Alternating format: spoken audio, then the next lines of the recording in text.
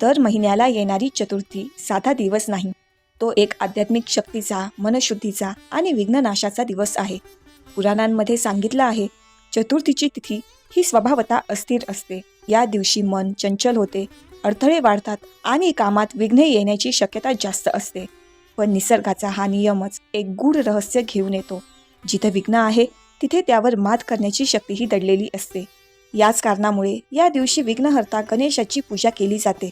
एकदा भगवान शंकरांनी श्री गणेशाला प्रसन्न होऊन वरदान दिले, हे गणेशा, जो कोणी भक्त श्रद्धेने चतुर्थीच्या दिवशी तुझी पूजा करेल त्याचे सर्व बाह्य आणि आंतरिक अडथळे तू दूर करशील. आणि त्या दिवसापासूनच चतुर्थी हा फक्त दिवस नाही, तर ती बनली आशेची, श्रद्धेची आणि परिवर्तनाची सुरुवात. संकष्टी चतुर्थीचे व्रत केवळ उपवास नाही, ते एक आत्मशुद्धीचे साधन आहे. दिवसभर उपवास करून, मन एकाग्र करून आणि श्री गणेशाची आराधना करून भक्त आपले चित्त शांत करतात. या प्रक्रियेत मनातील गोंधळ कमी होतो, विचार स्पष्ट होतात आणि बुद्धी अधिक तीक्ष्ण बनते. हळूहळू भक्ताला जाणवते, विघ्ने बाहेर नसून ती आपल्या अंतर्मनातच असतात आणि श्री गणेशाची कृपा म्हणजे त्या विघ्नांवर विजय मिळवण्याची दिव्य शक्ती. म्हणूनच दर महिन्याला येणारी संकष्टी चतुर्थी म्हणजे स्वतःवर विजय मिळवण्याची संधी.